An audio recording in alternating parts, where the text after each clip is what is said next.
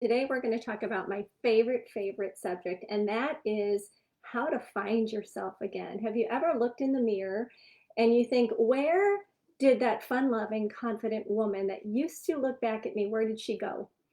Maybe you are a mom staying home with your little kids and you are in the middle of changing diapers, putting down for nap, getting in and out of car seats, talking to very few adults and having very few adult conversations, and you're wondering, where did that woman go? Maybe you are an empty nester and the house is quiet and you're like, where did the woman go? What was her mission before she had the mission to be a mom? Maybe you are just in the middle of chaos and confusion and putting out fires. And in the middle of all of that stuff, you're like, where did that woman go?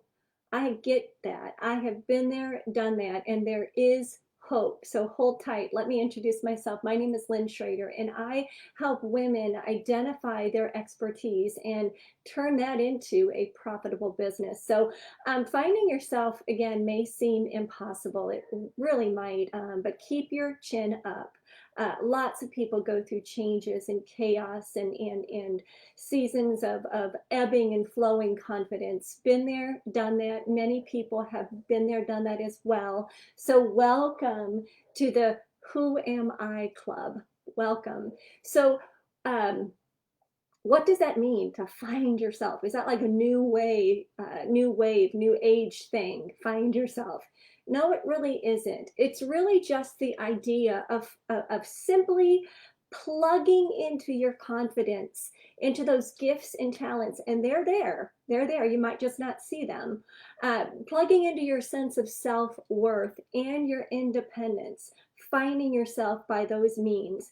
And when you do that, you plug into your confidence, your gifts and your talents, your sense of self-worth, your potential to truly accomplish many things uh, is there. And you can do many things if you set your mind to it. So now what do you do? Now what you do? You know what it feels like. You know what it means to find yourself. You know what it feels like to not know who you are. What do you do now?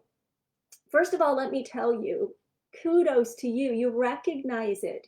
And recognition is the first step, one of the first steps to change and growth. So you recognize it. You're just not going through the motions. You're just not operating out of just habit. You recognize something's not right. So good for you. So here's what you do. I come up with some things that I've personally done that has gotten me out of, where did Lynn go? Who is she? The first one, I actually call them the 7 R's. The first one is to remember.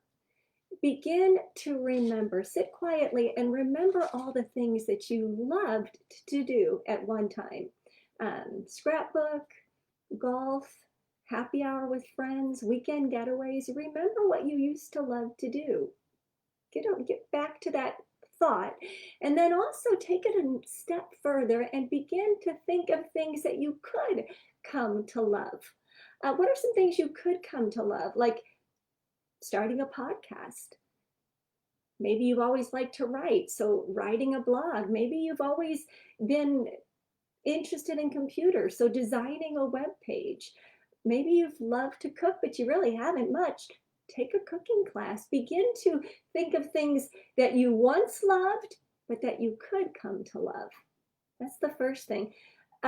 Second thing is to reshape. We all have comfort zones, right? These parameters. And when we don't know where we've gone to, sometimes they're really close. So reshape it and widen the parameters of your comfort zone. The routine, the repetition, the monotony, the ho-humness, that lack of change, that all contributes to being lost. It really does. So try new things. Try new things. Do something crazy for a few hours. Do something crazy. Spontaneity is a wonderful thing to embrace. And it could be just as small as listening to a new genre of music. It could be as big as skydiving, but reshape the parameters of your comfort zone. Number 3 is to redefine. Redefine. So sometimes, yes, it's really good to get back to who you once were.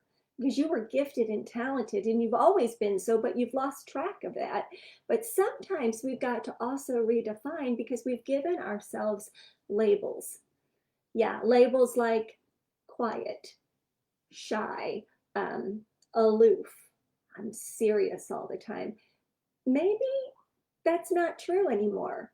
Labels can become outdated. So sometimes we need to redefine who we are on our road to finding ourselves again. Another one is to reflect. Reflection is so good. We have a quick, fast-paced life, and reflect on who you once were. Ask yourself, what did I love to do? What am I good at? What are my core values? If I was guaranteed to never fail at something, what would I be doing? Reflect. What fills me up with joy? What excites me? What scares me? Another R is to revive. Revive those old friendships that you've had to let go for maybe different priorities in different seasons of your life. Maybe you just got lazy and you just kind of got out of the habit of calling.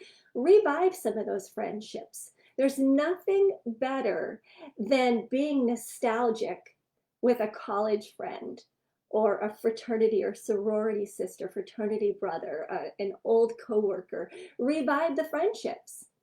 Another R is to reconnect with your significant other or your spouse. Sometimes when we're in the middle of ho-hum, we just do things out of habit, or we parented until we can't parent anymore. We've reconnected with our spouse or our significant other. So it's a great time to reconnect with them.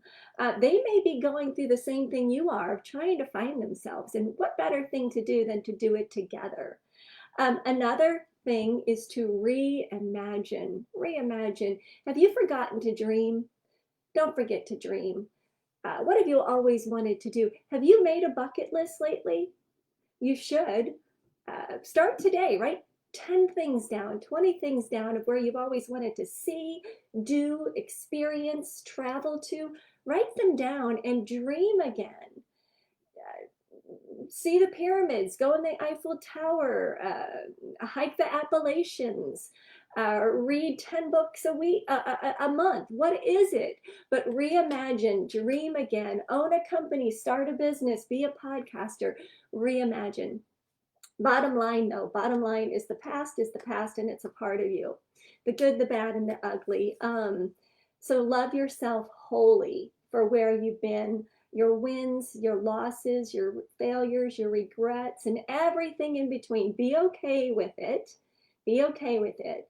And enjoy the journey to finding yourself again. And enjoy as you're navigating, enjoy the season that you're in. I'm going to end with this quote. You've got to know yourself. You've got to know yourself so you can at last be yourself. And that's by 𝐷𝐻 𝐘𝐨𝐮𝐫. Hey, I've got something I want to share with you, and I'm super excited about it. I have been working my tail off and creating resources for my coaching clients and for a private group that I have on Facebook, and resources like how to overcome your feelings of inadequacy, or turning your mess into your message, or finding your fascination factor, or finding your voice and speaking up once again, or branding yourself authentically on social media. I've been coming up with all kinds of resources, and I want to share them with you, and I'm going to drop the link in the comments section, and you are welcome to use all of them. They're free. It's just something I love to do, and those are some things that I've actually used to help me on my way to confidence and owning my own business. So I'm going to drop those in the comments, and thank you so much for watching this video. I appreciate it.